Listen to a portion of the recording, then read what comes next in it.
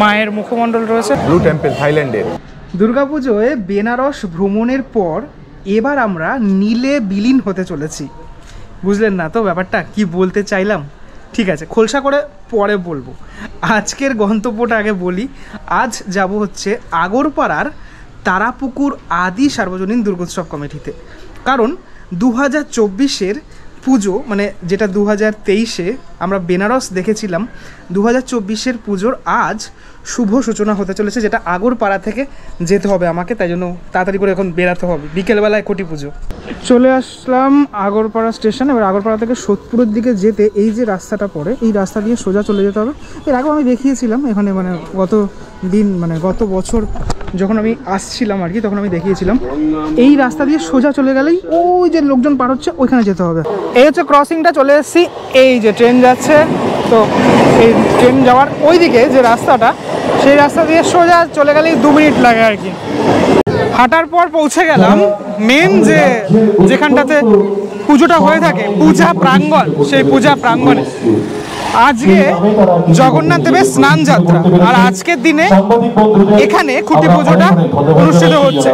ওপরে লেখা রয়েছে পরিচালনায় তারাপুকুর মিলন সংঘ, ঘোষপাড়া, আগরপাড়া, কলকাতা 109। যেটা আমি একটু আগেই বলছিলাম, এবছরের যে ভাবনা সেটা হচ্ছে নীলে বিলীন। এবার নীল কথাটার মধ্যে কিন্তু আমিও আছি, মানে ভাবনার মধ্যে আমার নাম রয়েছে জড়িয়ে। যাই হোক, সেটা পরে তোমাদেরকে একদম ডিসক্লোজ করবেন এখানকার শিল্পী পার্থ মাইতি। তিনি কিন্তু এবছর টোটাল এই দায়িত্ব নিয়েছেন, এবং লাস্ট ইয়ারও কিন্তু এখানে তিনি বর্ণময় বেনারস করেছিলেন। আচ্ছা, এদের মানে এবছরের যে খুঁটি পুজো হচ্ছে, সেই খুঁটি পুজোতে বিশেষ একটি টিম, সেটা হচ্ছে কলকাতা দুর্গাপুজোয় আমরা এই টিমকে অনেকবারই দেখেছি, শুভমস্তু অ্যাকচুয়ালি মহিলা পুরোহিত। সেই মহিলা পুরোহিত দিয়ে কিন্তু করা হচ্ছে এবছরের পুজোটা। এই এলাকার মধ্যে এটা প্রথমবার এই মহিলা পুরোহিত দিয়ে, বাংলার প্রথম মহিলা পুরোহিত দল এরাই, শুভমস্তু। আচ্ছা, এবার একটু পরিচয় করিয়ে দিই ভৌগোলিক অবস্থানটা সম্পর্কে, কিভাবে উঠেছিল বর্ণময় বেনারস, কিভাবে ফুটে উঠেছিল। এই যে পুকুরটা, এই পুকুরটা কিন্তু একটা বিশাল একটা ভূমিকা পালন করেছিল। ওই দিক থেকে আমরা জানি কীভাবে টোটালটা তৈরি হয়েছিল, অসাধারণ লাগছিল। আমরা ড্রোন ফুটেজও দেখেছিলাম। তো এই জায়গাটাতে মেন আর কি এটা থাকে আর কি, মানে টোটাল মণ্ডপটা তৈরি করা হয়। এবছর আমরা দেখব এই নীলে বিলীন সেই মণ্ডপ কিভাবে প্রস্তুত করা হয়, টোটাল উপস্থাপনা করা হয়। চলো, খুঁটি পুজো শুরু হয়ে গেছে, প্রাঙ্গণে যাওয়া যাক। পূজা প্রাঙ্গণে চলে এসেছি। এই হচ্ছে পূজা প্রাঙ্গণ, একদম জনস্রোত বইছে পূজা প্রাঙ্গণে। মাঝের অংশটাতে খুঁটি পুজোর আয়োজন করা হয়েছে। এখানে ঢাকি ভাইরা রয়েছেন, এবং এখানে লাস্ট ইয়ারের যে পুজো সেটার ব্যাপারে এখানে দেখানো হচ্ছে আর কি। আর এখানে এই যে স্তোত্র পাঠ হচ্ছে, স্তোত্র পাঠের মাধ্যমে শুরু হয়ে গেল আজকের খুঁটি পুজো। অসাধারণ লাগছে, এই আবহটা কিন্তু দারুণ আবহ একটা। এখানে ওনারা রয়েছেন, ওনারা হচ্ছে শুভমস্তুর যারা পরিচালনা করেন তারা। পিছনের অংশে লাস্ট ইয়ারের পুজো।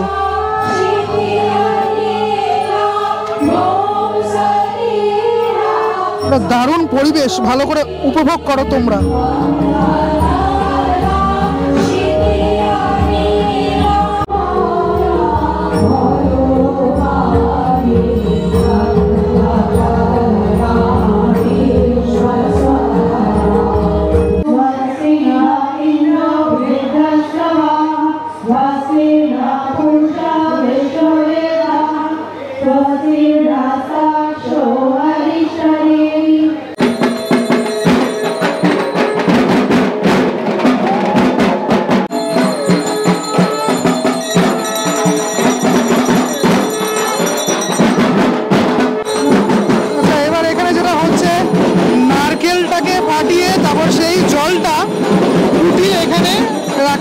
রীতি একটা, সেই রীতিটা হচ্ছে এখন, সেটা কমপ্লিট হয়ে গেল। আরও একটা সুন্দর দৃশ্য, এখানে এখন অঞ্জলি চলছে, ঠিক আছে। আর অঞ্জলি দিতে আরও এক মায়ের পুজোতে আরও এক মা তিনি এসছেন, এখানে অঞ্জলি দিচ্ছেন তিনি। একটা সুন্দর দৃশ্য।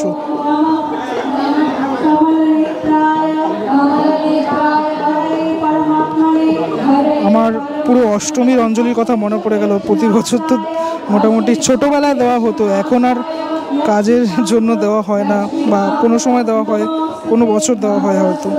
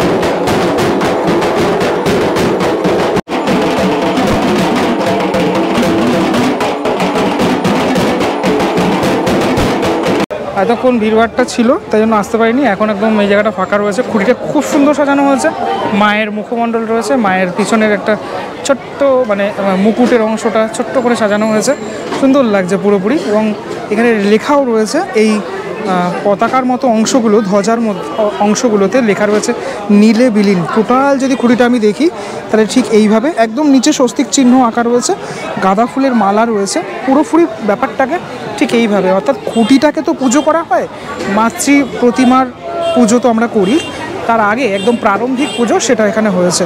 এই জায়গাটাতে এরকম ঠিক সাজানো, এবং এই খুঁটির হাত ধরেই টোটালটা মণ্ডপটা যেহেতু সেজে উঠবে আর কি। যাই হোক, এই হচ্ছে ব্যাপার, ঠিক আছে। তো মায়ের যে মুখমণ্ডলটা সেটা আমার সবথেকে বেশি ভালো লাগলো, এবং কোনো এক বছরে আমি মায়ের এই মুখমণ্ডলটা কিন্তু দেখেও ছিলাম, মানে পূজিত হয়েছিলেন মা, সম্ভবত লাস্ট ইয়ারও কোনো একটা পুজো, আমার মনে পড়ছে না কোন পুজো, কিন্তু বেশ ভালোই লাগছে আর কি। টোটাল এই ভাল লাগলো আর কি, টোটাল এখানটাতে এসে খুঁড়িটা দেখে।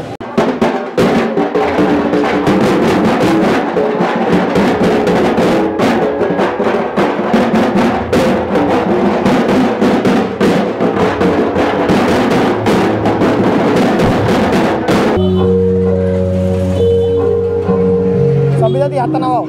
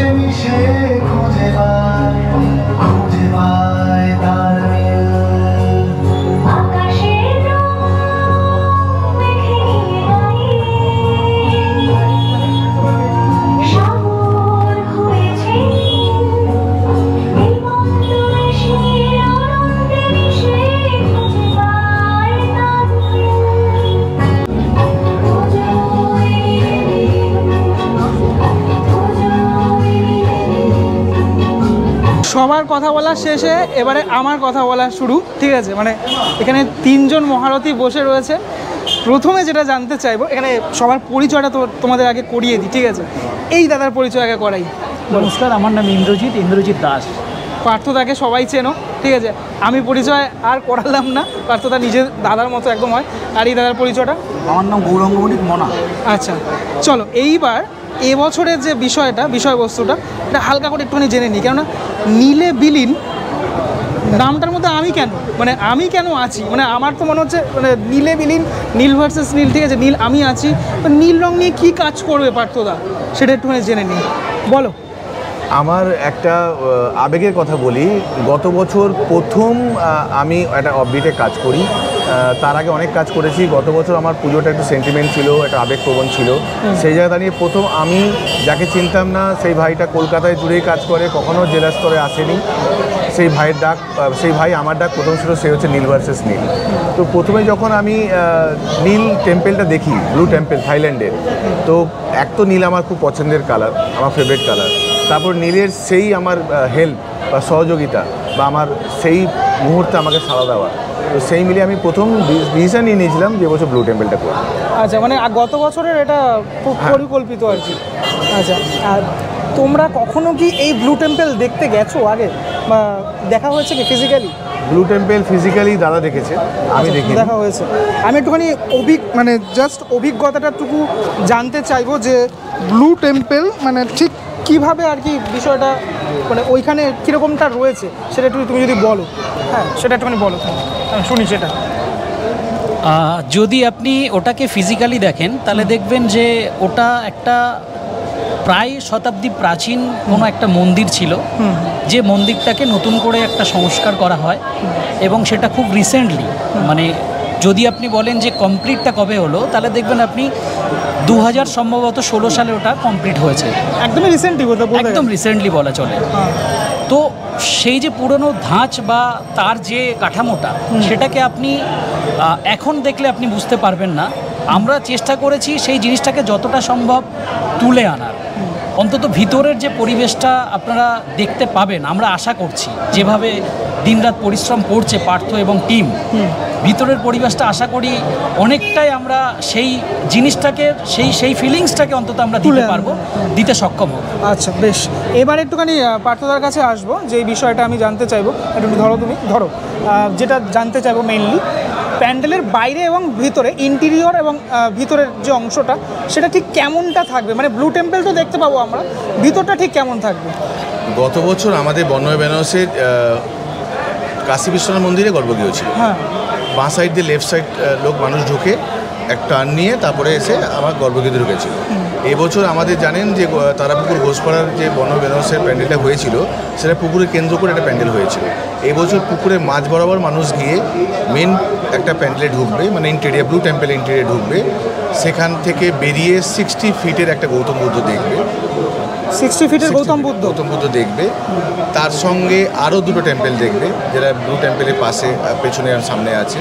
সে পুরোটাই আমরা তুলে ধরছি, মানে ডিটেলিং কাজ করছি আমরা ব্লু টেম্পলের। এন্ট্রি এক্সিট আলাদা? হ্যাঁ, অবশ্যই এন্ট্রি এক্সিট আলাদা থাকছে। এখানে টোটাল টেম্পল, পুকুরটাকে কি কাজে লাগানো হচ্ছে? হ্যাঁ, পুকুরে কাজে লাগানো হচ্ছে। আচ্ছা, যেমন ব্লু টেম্পলে পুকুর নেই, কিন্তু ওখানে ঝর্ণার পাট প্রচুর আছে। তো আমরা সেই জায়গাগুলো, জলের পাটগুলো ঝর্ণায় কনভার্ট করবো, মানে জলের যে পাটগুলো আছে সেখানে কনভার্ট করবো। যেহেতু বুদ্ধিস্ট একটা মানে বিষয় রয়েছে, আবহতেও কি সেরকম একটা, মানে পুজোর সময়ের কথা বলছি আমি, আমাদের প্রচেষ্টা, আমরা অবশ্যই একটা আবহ করব। তার সঙ্গে চেষ্টা আছে যে যেহেতু গত বছর বেনারস থেকে আমরা মানুষ এনেছিলাম, ওরা পুরোহিতরা এসে আরতি করেছিল, এবছরও আমরা চাইছি মঙ্করা এসে বুদ্ধের আরাধনাটা করব। এইটা অ্যাডিশন যেটা আমাদের প্ল্যানিংয়ের মধ্যে আছে বা যেটা আমরা চিন্তা ভাবনা করছি। ধরুন আপনি যখন কোনো একটা মনেস্ট্রিতে যান, সেটা নেপাল হোক বা সেটা ধরুন আপনি সিকিমে হোক, তো আপনি যাওয়ার পথে ধরুন কিছুটা দূর থেকে যেমন একটা পরিবেশ তৈরি হয়, আমরা আশা করব যে আমাদের ধরুন মানে যে স্ট্রাকচারটা থাকছে সেই স্ট্রাকচার ছাড়া বাইরের যে ধরুন এই রাস্তার পরিবেশটা, বা একটু ধরুন আপনি কিছুটা আগে থেকে কিছুটা পর পর্যন্ত, মানে যদি ধরেন এখান থেকে 100 ফিট আগে বা 70 ফিট আগে থেকে আরও 100 ফিট বা 70 ফিট পর পর্যন্ত এই পরিবেশটাকেও যাতে ওই রকম একটা পরিবেশে আমরা দিতে পারি, একদম এনভায়রনমেন্টটা ওরকম থাকছে। এক্স্যাক্টলি। আমাদের তো আসলে ওই এনভায়রনমেন্টটা একটু অন্যরকম লাগে, বিকজ ওখানে ধরুন পাহাড় আছে, গাছ, তো সেটা সম্ভব না। কিন্তু ওই যেগুলো ফ্ল্যাগিং করে যে পরিবেশটাকে, বা চেন ফ্ল্যাগিং করে যে পরিবেশটাকে মোটামুটি একটা মনে হয় যে এটা একটা মনস্টারের মধ্যে আপনি অলরেডি ঢুকে গেছেন। হ্যাঁ, এবার দাদার কাছে আসবো যে বিষয়টা নিয়ে। দাদা, লাস্ট ইয়ারের বর্ণময় বেনারসের অভিজ্ঞতা, এক্সপিরিয়েন্স প্লিজ শেয়ার আমাদের সাথে। আমাদের তো আমরা অতটা এক্সপেক্টও ছিল না আমাদের যে আমরা এইভাবে সাড়া পাবো। এটা মানে যতটা আমাদের মানে শিল্পী পার্থদার কৃতিত্ব, মানে ততটাই তোমাদেরও, মানে তোমাদের মতন ইউটিউবার ব্লগাররা আমাদের যেভাবে আমাদের পুজোটাকে নিয়ে প্রচার করেছো, যেইভাবে আমাদের মানে রীতিমতো কলকাতার সাথে লোকে পাল্লা দিয়ে আমাদের সাথে ঠাকুর দেখতে এসছে। আমাদের মানে আমরা আগরপাড়ায় অন্তত এরকম মানে আশা করিনি যে আমরা এতটা সাফল্য পাবো।